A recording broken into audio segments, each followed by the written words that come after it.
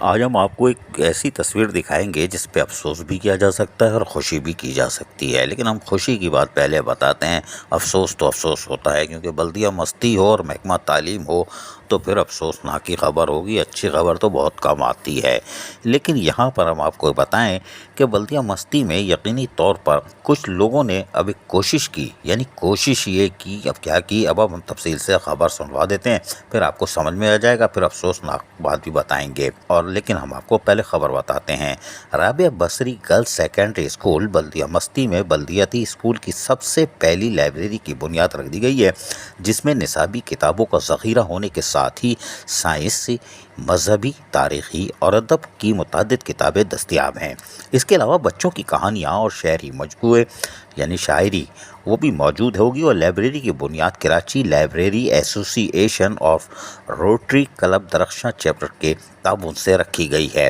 اس موقع پر ایک تقریب یعنی سادہ سی تقریب کا اہتمام کر لیا گیا تھا، اور یقینی طور پر ہم سادہ کہہ رہے ہیں لیکن یہ اگر لفاظی ہے، ورنہ یہ ایک بڑی تقریب تھی، یعنی کہ انتہائی شاندار تقریب تھی۔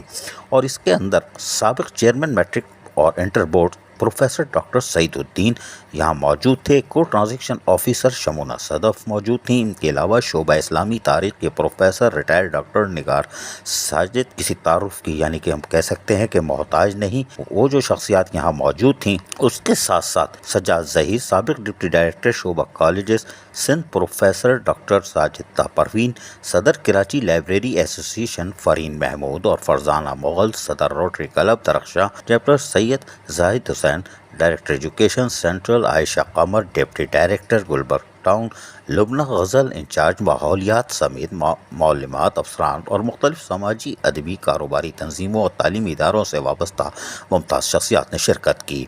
پروفیسر سعید الدین نے کہا کہ سرکاری اسکولوں میں لائبریری کا قیام بہت ہی ضروری ہے، اور یہاں زیر تعلیم طلباء صلاحیتوں میں کسی بھی بڑے نجی تعلیمی اداروں سے کم نہیں۔ کتابوں سے رشتہ ان کی ذہنی اور فکری بصیرت کی نشو و نما میں معاون ثابت ہوگی۔ یقینی طور پر بالکل درست کہا۔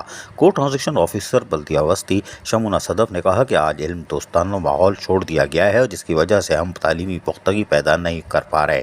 آپ یورپ کو دیکھ لیجئے، جنہوں نے تعلیمی میدان میں حد درجہ ترقی کی، اور ترقیوں کی مثالیں ہر جگہ پیش کی جا رہی ہیں۔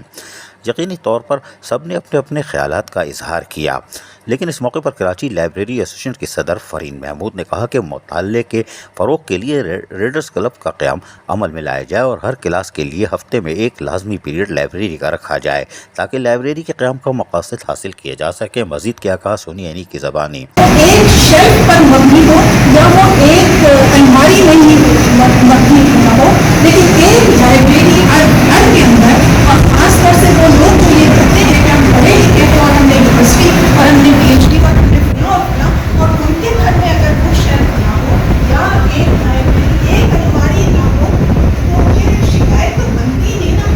تو آپ گھر میں پہلے ہمیں گھر کو ہم ماحول اپنے بچوں کو پرووائڈ کریں جو کہ ان کے اندر کی ریڈنگ ہیبٹ ڈیولپ کرے۔ اس کے بعد بچہ اسکول آئے تو نصاب سے بھی تو اس کو نکالے، تو یہ تو ماحول ہونا ہی نہیں چاہیے ایک بچے کو بولو۔ اب تک ہم 185 کتابیں شاید پڑھ چکے ہیں، لیکن یہ کتابیں بالکل ٹیکنیکلی سمجھ لیجیے کہ کھیت ہسٹری کے موضوع پر ہے یا پھر لٹریچر پر ہے، زیادہ تر ریسرچ اورینٹیڈ ہے، تو شاید بچوں کے کام تو اتنی نہ آ سکے، لیکن یہاں کے جو اساتذہ ہیں ان کے کام آئیں گے۔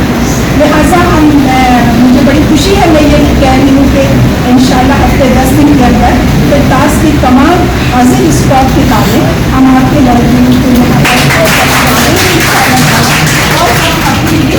افسوسناک خبر یہ ہے کہ سرکاری سطح پر یہ اقدام نہیں کیا گیا۔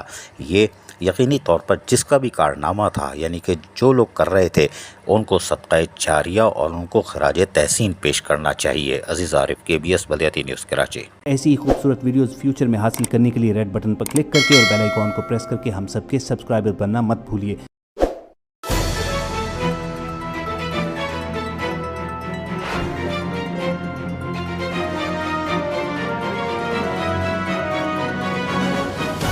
KBS بلدیاتی نیوز